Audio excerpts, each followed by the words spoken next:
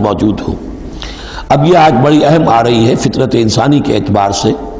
ظاہر بات ہے کہ چونکہ یہاں خاص طور پر میں نے عرض کیا تھا کہ یہود کی طرف ایک جو ہے وہ ایک روح سخن موجود ہے اہل کتاب کی طرف، اور اس واقعے کے اندر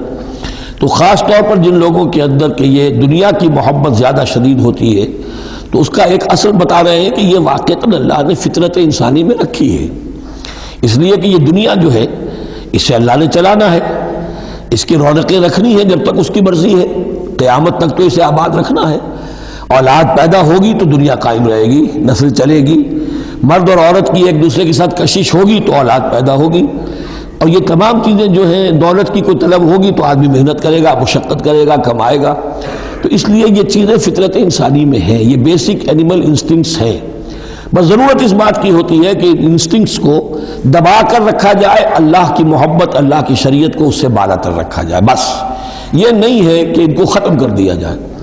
سیلف اینیہیلیشن اسلام میں نہیں ہے، یہ رہبانیت ہے کہ اپنے نفس کو کچل دو، ختم کر دو، نہیں، سیلف کنٹرول،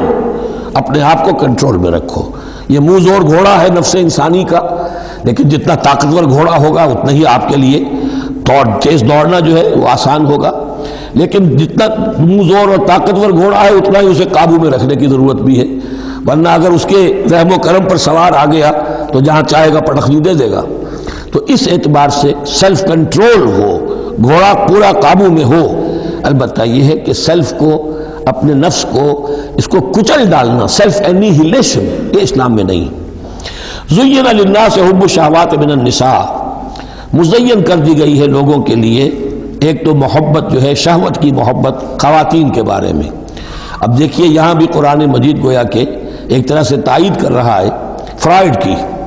اس کے نزدیک سب سے پورٹنٹ فیکٹر جو ہے، سب سے پورٹنٹ جو موٹیو ہے انسان کا، وہ سیکس ہے، اور یہاں بھی اللہ تعالیٰ نے سب سے پہلے اسی کا ذکر کیا ہے، اگرچہ میرے نزدیک ضروری نہیں ہے، اس لیے کہ دوسری جگہوں پر پیٹ جو ہے معاشی ضرورت یہ اس سے بھی سخت ہو جاتی ہے،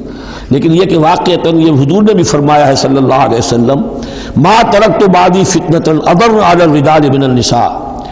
میرے بعد اب مردوں کے لیے عورتوں کے فتنے سے بڑا فتنہ اور کوئی نہیں ہے۔ ان کی محبت جو ہے وہ انسان کو کہاں سے کہاں لے جاتی ہے۔ بلعام بن باورا یہود کے اندر ایک بہت بڑا عالم اور فاضل شخص تھا، ایک عورت کے چکر میں آ کر اور وہ شیطان کا پیرو بن گیا، وہ قصہ آئے گا سورہ اعراف کے اندر۔ تو واقعہ یہ ہے، لیکن ایک فطرت کے اندر ہے تو صحیح، محبت تو ہے۔ زین للناس حب الشہوات من النساء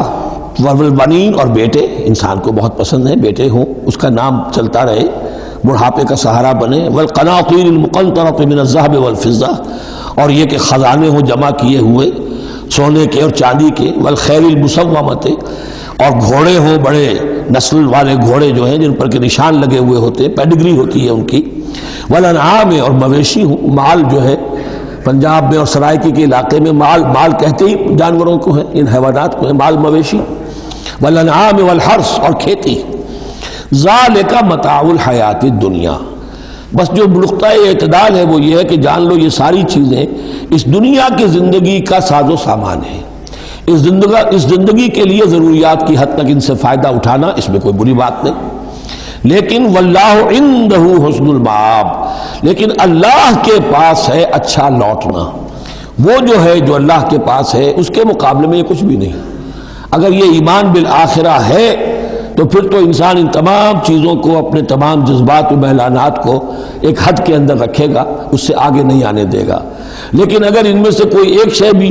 اتنی زوردار ہو گئی اس کی محبت کہ آپ کے دل کے اوپر اس کا قبضہ ہو گیا تو بس آپ گئے، اب وہی ند ہے،